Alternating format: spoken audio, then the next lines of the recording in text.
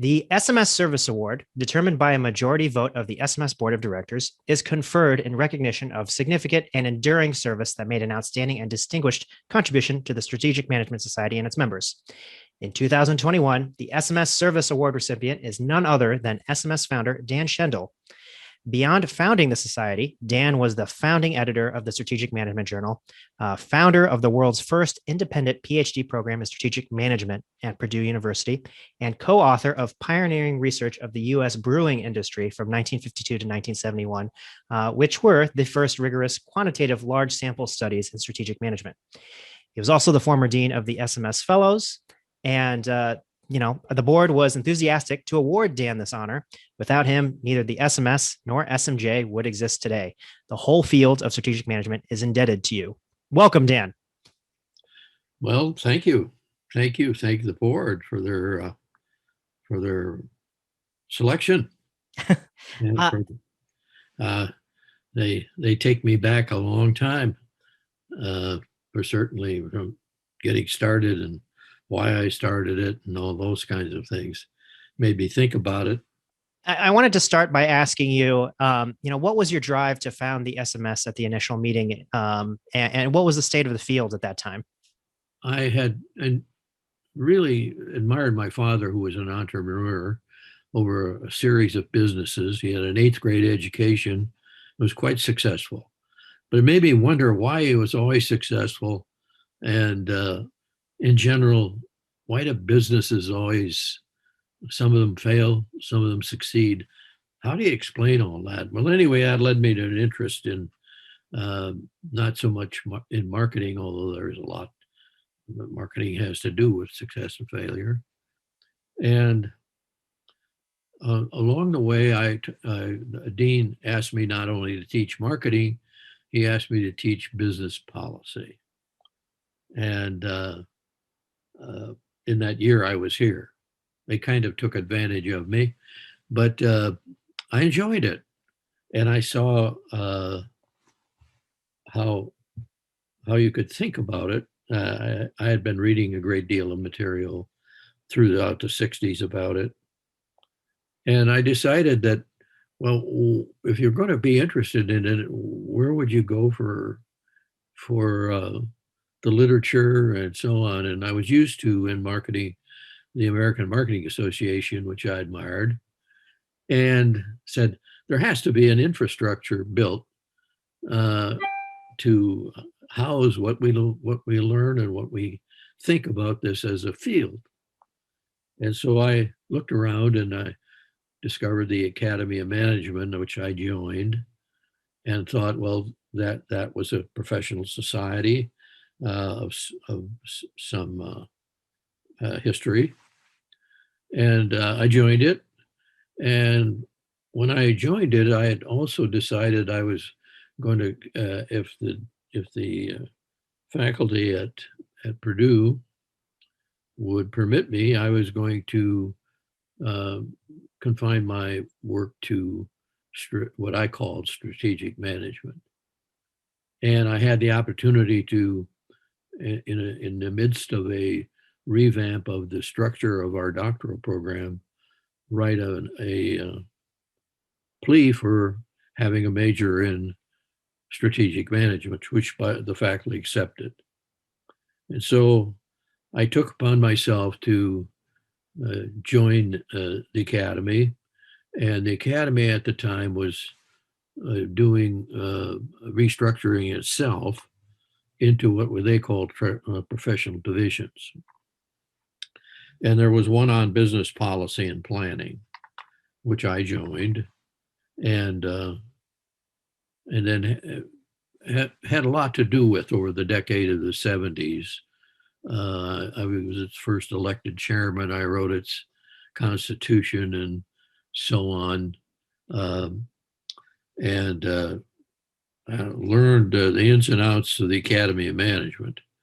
And it was an interesting education, really, but I came to the conclusion that it was not going to be what I wanted to see. I felt there needed to be an infrastructure that could control itself, not just be part of what amounted to 10 or 12 professional divisions. Because the board had a central view of its management as a society, wouldn't allow publication. In fact, I was reprimanded for publishing a program I had put together. It had 13 papers, and I was reprimanded for putting it spiral bound and distributing it. And I was stepping out of bounds. And so the journals, of which they have 6 now, were not really open very much to the strategy area, and there's no conception of it as a management branch. And so I finally concluded that, and I said so at a meeting that to a colleague of mine, that I said, we're not going to get anywhere unless we have our own society and our own journal. Well, to skip some activity, while I was involved with the professional division called Business Policy and Planning, I managed to put together with a colleague, Chuck Hofer, a conference that was known as the Pittsburgh Conference, which was fairly prominent in trying to draw together what the field was all about. But that led to other things. And one of the things it led to was a editor from John Wiley & Son calling me up and asked me if I would be interested in starting a new journal and being its editor. And he was quite willing to come visit me and to talk with me about it. Did, I remember, in May of 1978. And he'd known about this forthcoming book, and people around in the field apparently had suggested me as the candidate to be the editor. So he came to see me, and he spent a couple of days here at Purdue. He was based in England, and proposed this journal.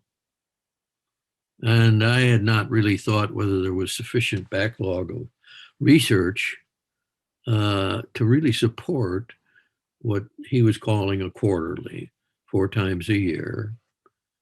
And I said in May, I said, I gotta think about it, and I've got to talk to people before I say yes or no.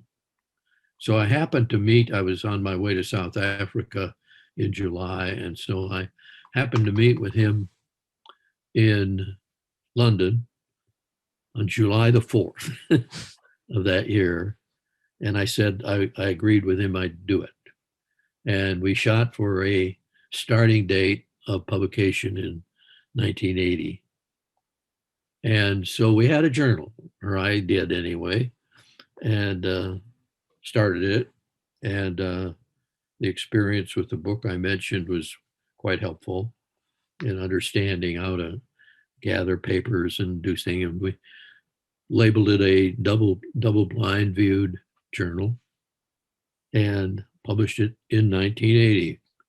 And so in 1978, and the dates are important here, relating to 1980, I had this colleague that I knew in England who called me up one day and said, would I be interested in, with him, putting together a conference in London and inviting people to come and talk about their work in this area.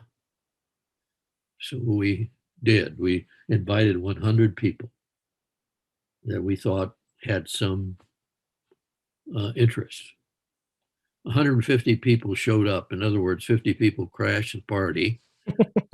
And we knew we had something because we had also the man's name that I need to mention is Derek Chan, and he's passed away. But um, he said, called me up in the midst of our planning. He says, "Do you think the people would be interested in a reception at the House of Lords as a social gathering?"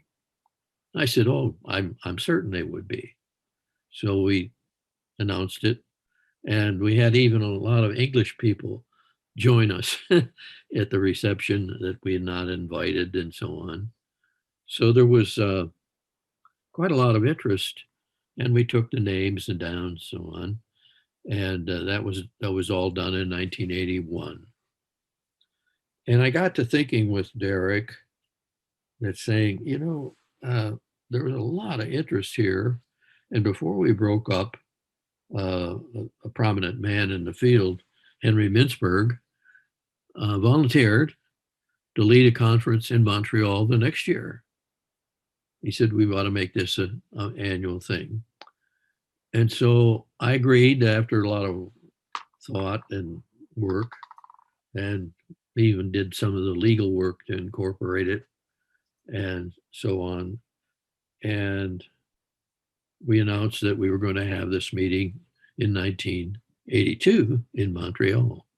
And that started a long line of now, I don't know, Ryan, what are we up to? The 42nd meeting, annual meeting? Mm-hmm.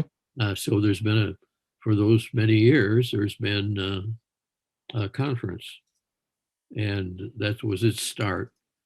So I think it was essential, a part of the start, that the journal existed because people were interested in it, and we made it a benefit of membership. And many people joined. By the time we were through, we announced that we were holding this conference and that we're inviting members to become members of what we called the Strategic Management Society.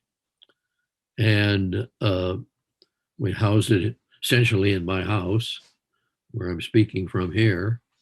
And the rest is kind of history. It was a labor of love to get that far, and of course these many years later to see what it's doing. So I had the labor of love, I would say, both in the journal, much more in the journal probably, and even than the society, but through my good wife, who's passed away now, but she was instrumental in working with me as the treasurer, the editor of all the editorial work with the journals, and so on. So the Schendel family was involved with the society, and I'm still involved, I guess. And I thank you for the honor, and I thank the board for its faith in me over many boards over many years that I have the pleasure of dealing with. So it's probably fair to say, and maybe I'm editorializing a little bit, that when you started, the state of the field was pretty nascent, started kind of coming together, and now it's it exploded into a whole field of study among we now SMS has 3 different journals that we operate. The Academy of Management, as you said, publishes its own journals. What do you think are the most important challenges that this field, the strategic management fields, and the society at large are facing these days? Well, clearly it's on everybody's mind, so I might as well join. Getting over the COVID-19 pandemic is which led to virtual meetings and took away what I regard as an extremely important part of the infrastructure, is the physical meeting of the people that have interests, who can talk to one another, ask face to face what they're doing. Why are they doing that? Could we join together? I have this idea. All that kind of thing is lost, I think, in virtual meetings. Not that there aren't chances to present papers and things like that, but it's not the same thing. And that's one of the biggest challenges. How do you survive COVID-19? The other challenge, and there are still other challenges. I don't think the field has coalesced to the point where, let's say, it has a commanding textbook from which people could teach basics. There are textbooks around, of course, but no, the Paul Samuelson of strategy doesn't yet exist, as it did in economics with Paul. But I would say a good compendium of where we are right now would fill a textbook easily. But I don't see them coming, and I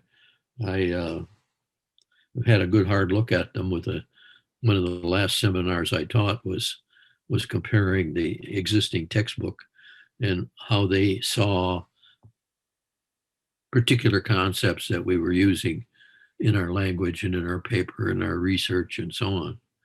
And it wasn't consistent enough. I think the doctoral students that we were working with would agree. And so I think that's something that the field badly needs. And we haven't found that person to do it. There's so on. I think another challenge, and maybe this is bigger than any of them, is the idea that we were to be a society of academic people, business people, consulting people, those who had some right to have a stake in what strategic management was all about, is that we have not brought the practitioner into the society as to the extreme we should. And there's a number of reasons why that's true. And I think one of the challenges, and I would set these as a kind of a goal to improve the participation of people who practice this, who actually have responsibilities for strategies in their businesses, in their companies, in their organizations. I think those are some of the challenges that I would like to see tackled. And I think they're challenges partly for the SMS, but are for the field as a whole. But I really do think that somehow or another, the field has got to get around to developing some method of auditing a company to say, how healthy is their strategy? If you borrow Dick Rumelt's book, Good Strategy, Bad Strategy, is something of a start about how do we look at strategy, and is this company got a good one or a bad one? Because you can have bad ones and they can lead to failure, which is one of the most important questions that you can ask in strategic management is, why did this one fail? Why did this one succeed? Or why is this one dominant and this one not so much? And the strategy has something to do with it, but not everything. And I think understanding an environment that constantly changes is a chore that any organization, and I don't mean just business organizations, any organization faces. And they need to keep up with it. You mentioned earlier, several different classes of let's call them in the common parlance, stakeholders. There are current colleagues, as well as aspiring scholars and strategic managers that will be watching you talk here. You've also mentored a number of doctoral students. What advice do you have for future leaders in these categories and also of SMS? Well, I probably will show some biases here. I think the doctoral student, somebody that's preparing themselves, this is very young people, really need to understand the contributing disciplines that we're borrowing from. Obviously, the one that comes immediately to my mind is economic theory.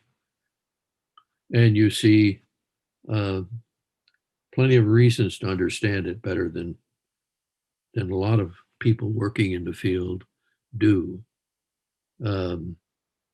And so that, but there's room for ideas and conceptions and even theories that are developed in political science, sociology, psychology, social psychology, many of those areas which the field depends upon.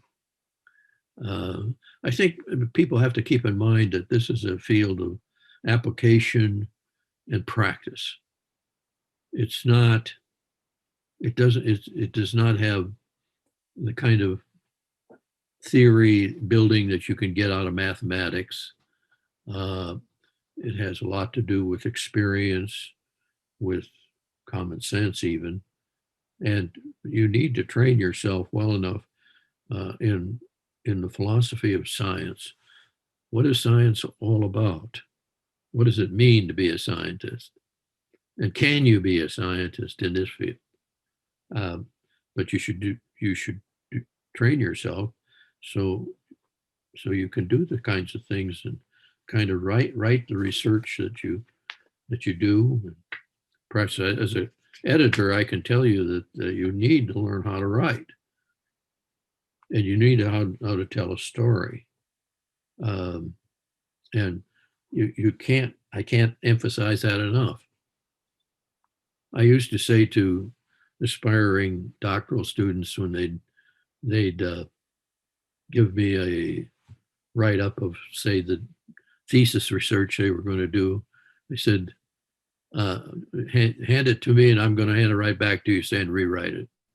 I didn't even read it, but rewrite it.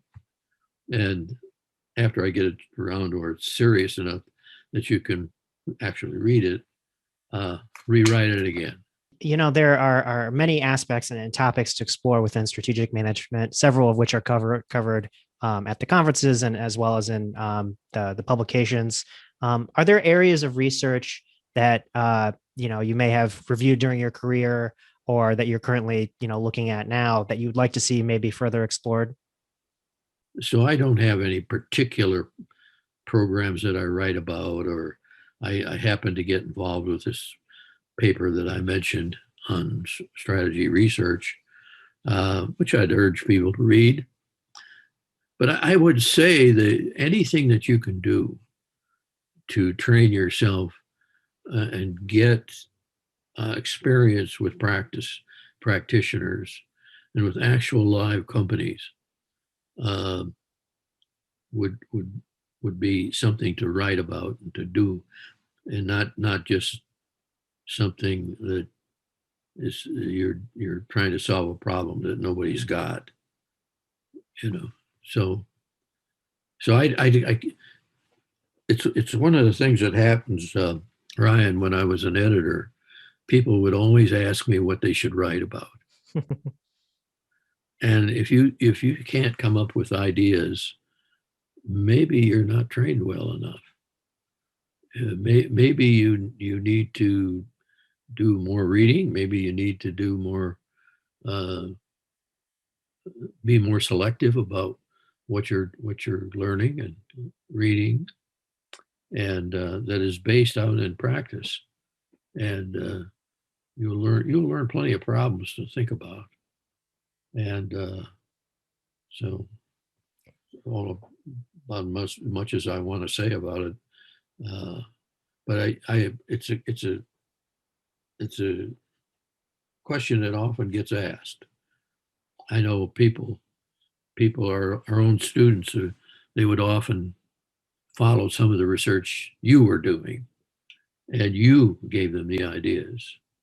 But it's best if they have them, and then you can refine them and so on,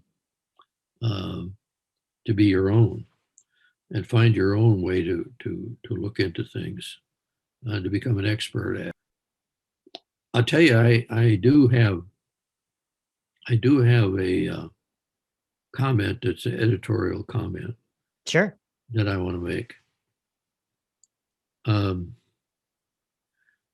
I think the field has fragmented itself.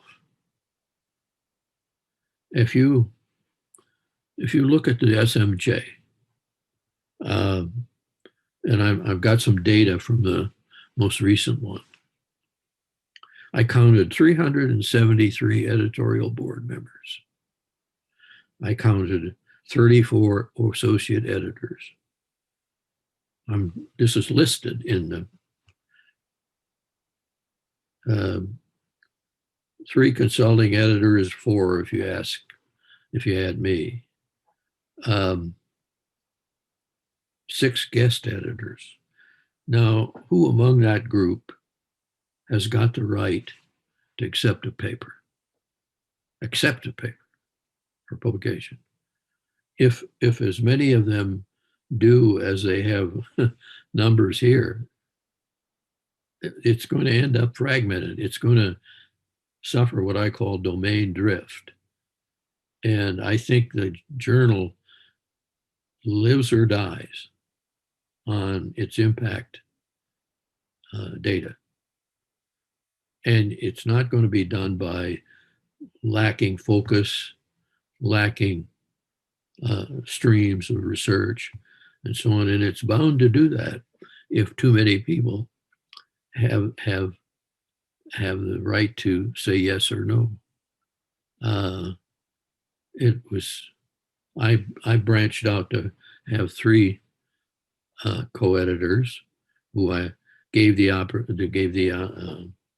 said, I'll back up whatever you accept. And because I had confidence in them. But